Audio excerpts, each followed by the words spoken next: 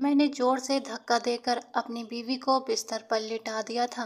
वो जो सादगी से दुल्हन बनकर कहर ढा रही थी, मेरी इस हरकत पर तिलमिला गई थी। कहने लगी, ये क्या हरकत है? पहले ही आपने बहुत कुछ बर्बाद कर दिया है। अब मैं आपके साथ इस कमरे में नहीं रह सकती। मुझे हाथ लगाने की गलती भी मत करना। वो उठकर खड़ी हुई तो मैंने उसे बाजू से कसकर पकड़ लिया था। वो किसी पंछी की तरह मेरी सख्त पकड़ में फड़फड़ाने लगी थी। मैंने गुस्से में कहा, ये मत बोलो, कुछ देर पहले तुमने खुद मुझसे निकाह कबूल किया है और अब रुखसत होकर मेरे कमरे में आई हो। अब तो तुम सुहाग रात की तैयारी करो। मैं तुम्हें हाथ भी लगाऊंगा और सारे हक भी हासिल करूंगा। मेरी बात सुनकर उसके माथे पर बल पड़ गए थे। वो गुस्से में कहने लगी, ये तुम्हारी गलत फहमी है। मैं खुद को तुम्हारे सुपुर्द कभी नहीं करूंगी।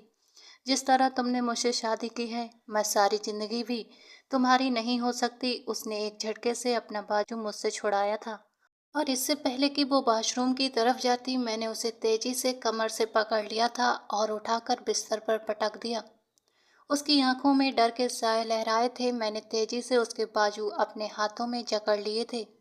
तुम यही डिजर्व करती हो। अगर तुम चाहती हो कि मैं जबरदस्ती तुम्हारे वजूद को हासिल करूं, तो मुझे कोई ऐतराज नहीं है। जिस तरह तुमने ये जगह हासिल की है, उसी तरह मैं भी तुम्हारे वजूद पर काबिज होने का हक रखता हूँ। मैंने उसे उसकी हैसियत का एहसास दिलाया था। उसकी आंखों में नमी उतर आई थी। वो रोते हुए कहने लगी, मुझे माफ कर दो, मुझसे गलती हो गई। मेरे आगे हाथ जोड़ते हुए कहने लगी,